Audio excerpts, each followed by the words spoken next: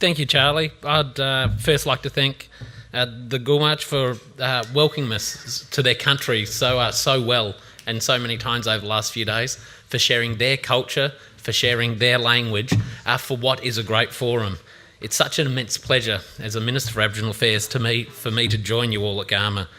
This provides such a valuable opportunity each year, not only to celebrate the precious and incredible living Aboriginal culture we have in this nation, but also to explore the complex landscape of Aboriginal affairs policy and, as we did yesterday, economic development opportunities. I commend the Yothu Foundation for their achievement in this annual event and the great work they do throughout the year, and I hope this, my first Garma, becomes a regular thing for me to attend. As Charlie said, my name's Kyam Maher. I became the Minister for Aboriginal Affairs in the South Australian Government in early 2015. And it's a role that's exceptionally meaningful, important and personal to me. For the almost 2 decades I've been involved in politics and Aboriginal affairs policy, being Minister for Aboriginal Affairs is something that I've aspired to. There's rarely a day that goes by when I wake up and can think of something else I'd rather be doing than the exceptionally important work that this role entails. Being Minister for Aboriginal Affairs is a role that can also come with a lot of expectation and pressure from the broader Aboriginal community, and none more so than one particular Aboriginal elder in Mount Gambier who was last year's NAIDOC Elder of the Year, my mum.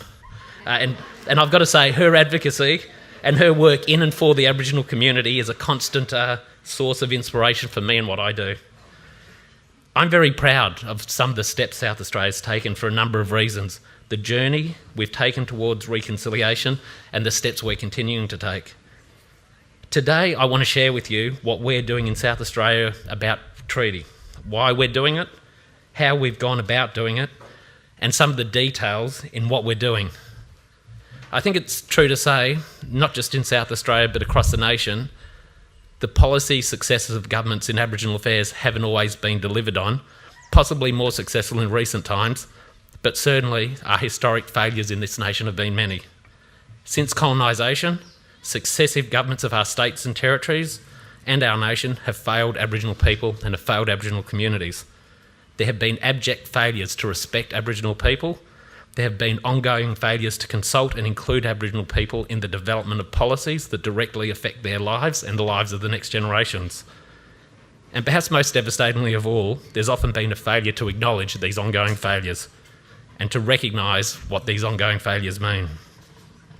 We have in our past seen harmful policies that have been enshrined in laws by the governments of this nation and its states.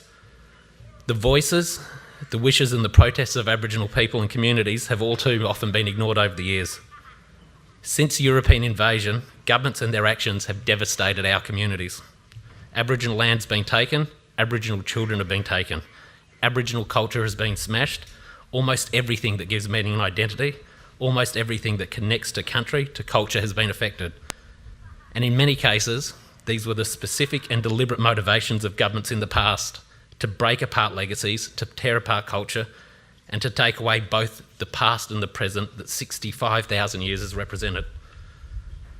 The harms that have been perpetrated against Aboriginal people, the legacies of hardship and disadvantage that are ingrained and endure today, is without a doubt the greatest blight on our nation. And although a lot of good work is being done in many places, it's far from universally the case, and these efforts are far from universally effective. It's incomprehensible to me that there's not a pressing desire in every Australian heart and mind to take urgent steps towards resolving Aboriginal disadvantage. In South Australia, we started taking steps some time ago, in the middle of last century, on the back of non-Aboriginal leaders like former Premier Don Dunstan, who was one of the first leaders to visit Aboriginal communities and genuinely listen and genuinely act.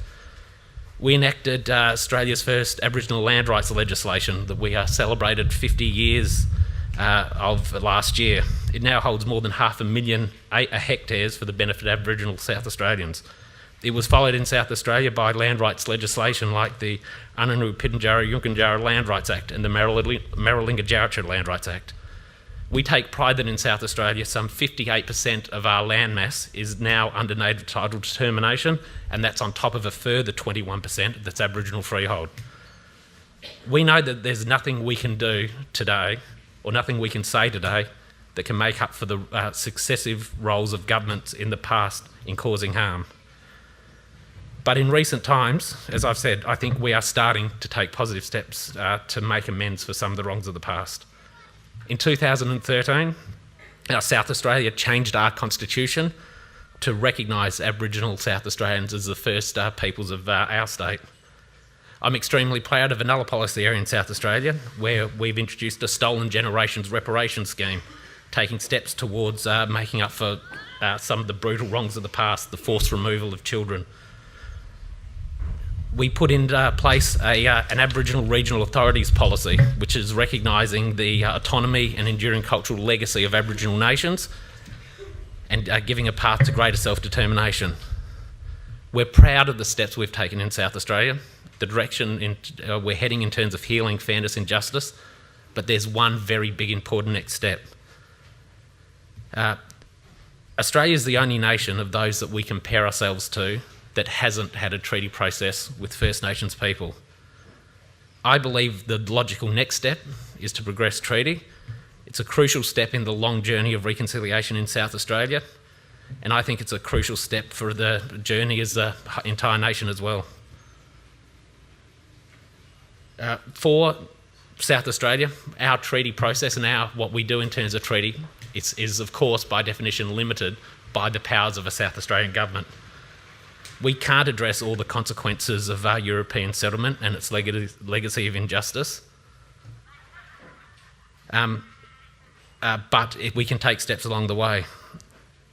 In relatively recent history, there have been steps to address some of the wrongs and mistakes of the past. I remember I was in my first year of law school at university when exactly 25 years ago, Mabo No. 2 was handed down by the High Court.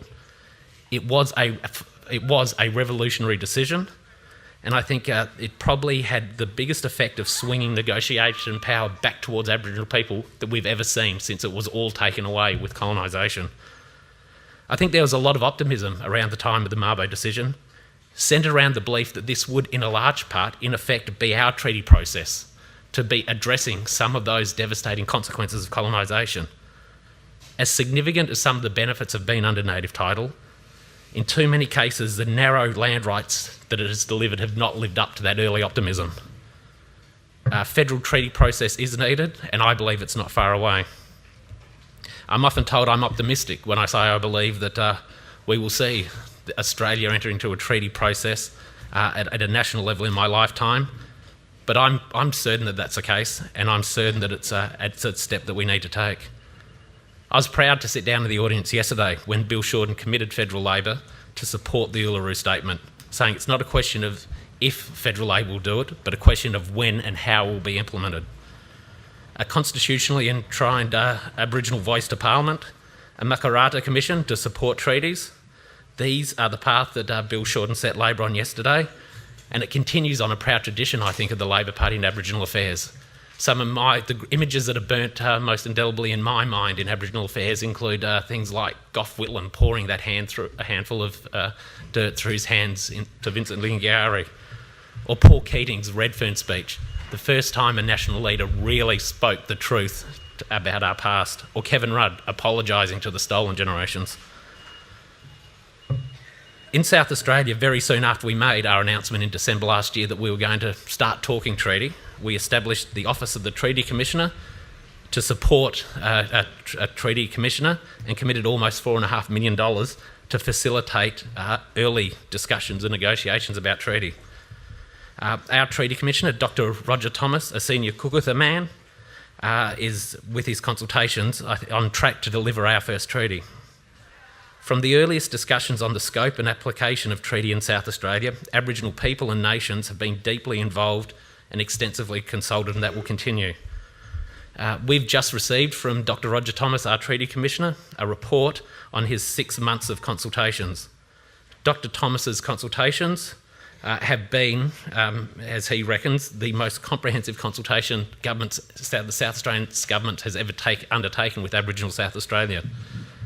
There have been thousands of interactions, including more than 700 face-to-face engagements, nearly 300 written submissions, and the Treaty Commissioner's team have clocked up something like 11,000 kilometres over the last 6 months visiting Aboriginal communities. The report that Dr. Thomas, our Treaty Commissioner, has handed us found that an overwhelming majority of South Australian Aboriginal people wanted some form of state treaty, and that there was a desire for agreements or treaties with individual Aboriginal nations or groups as opposed to one single treaty with Aboriginal South Australia. The Treaty Commissioner's report acknowledged the diversity of Aboriginal groups across the state and the varying capacities and capabilities of the group to start entering into treaty discussions with the South Australian Government. It set out the importance of ensuring all groups have the opportunity to form a new relationship with the South Australian Government while building the capacity of all Aboriginal communities to move forward in a treaty process. As such, we've accepted the Treaty Commission's recommendations for a tiered approach to this relationship building, ranging from a process of Aboriginal nation building to priority settings under an Aboriginal regional authority model, and finally to treaty negotiations. Very shortly, Aboriginal groups in South Australia will be invited to put forward submissions in an expressions of interest process to form a new relationship with the South Australian Government. Applications from Aboriginal groups and nations will put forward the following sorts of information that will be assessed. Incorporation as a legal entity, strong corporate governance arrangements, clearly defined scope and purpose, clearly defined rules of membership of the Aboriginal group or nation, existing relationships with the government, aspirations for a new relationship with government, priority areas in which the group would like to work with government, clear authority to enter into the new relationship with government for the people that that group represents, and clearly and defined and supported boundaries for that group, and a clear outline of how balanced views are incorporated into that Aboriginal group or nation's decision-making processes. This expressions of interest process to be opened up in the coming weeks will then be reviewed and considered by an Aboriginal reference panel as recommended by the Treaty Commissioner, headed by our Treaty Commissioner. The panel will make decisions about where along that governance recognition spectrum a group currently sits and make recommendations to the state government. The government will then engage with Aboriginal nations and groups who have applied about a new relationship, beginning in that spectrum with nation building programs, regional authorities, and then treaties.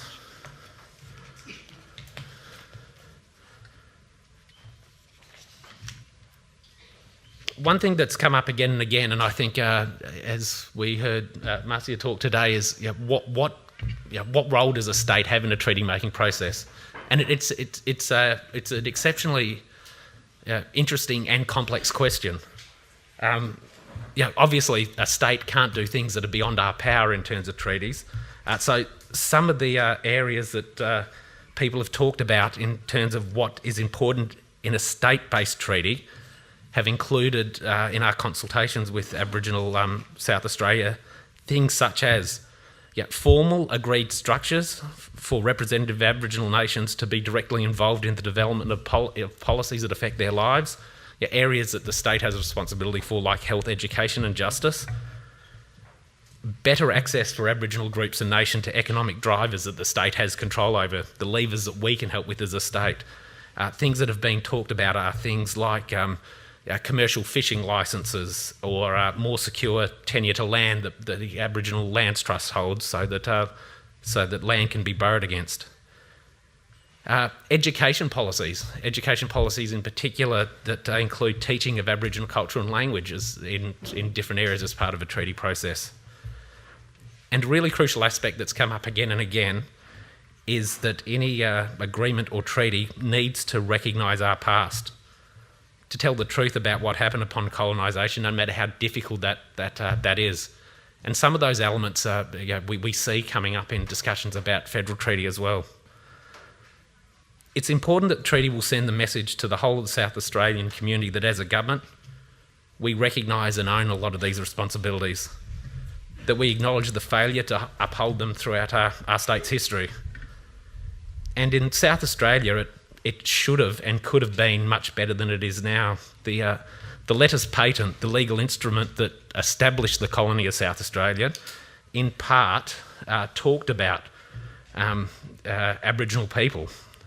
The letters patent back in the 1830s said in part, in establishing the colony, provided always that nothing in those our letters patent contained shall affect or be constructed to affect the rights of any Aboriginal natives of the said province to the actual occupation or enjoyment in their own persons or in the persons of their descendants of any lands therein now actually occupied or enjoyed by such natives.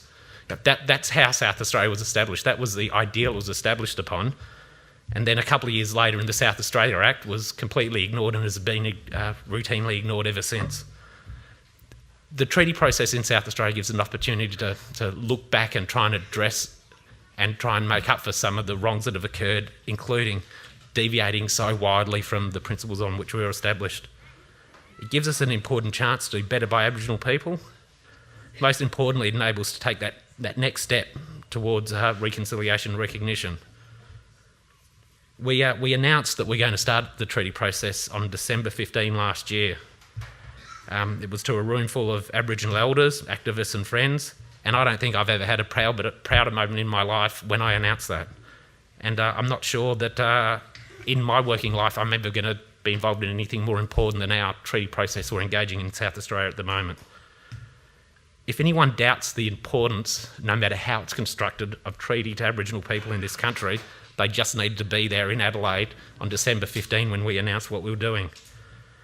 On that day, I saw Aboriginal elders who've been friends and mentors to me for decades, with tears streaming down their face, telling me later they'd never thought they'd live to see the day when a government finally acknowledged this unfinished business. Treaty is difficult, and not everyone agrees. It's been labelled in South Australia, including by the Liberal opposition, as a cruel hoax or merely symbolic. I don't accept that, and the South Australian government doesn't accept that. Through our extensive consultations, it's certainly not what most Aboriginal South Australians think. Symbolism is exceptionally important. We heard both from the Prime Minister and Bill Shorten yesterday of the importance of symbolism, but the primary function of our South Australian state-based treaty is to give Aboriginal people a voice and empower them to have more of a role in the policies and decisions that affect their lives. The South Australian government has achieved some good outcomes in Aboriginal affairs policy, but there is much more to do, and I believe treaty will strongly contribute down this path into tangible outcomes. South Australian Aboriginal people and communities, now and in the future, deserve nothing less and have always deserved nothing less. Thank you.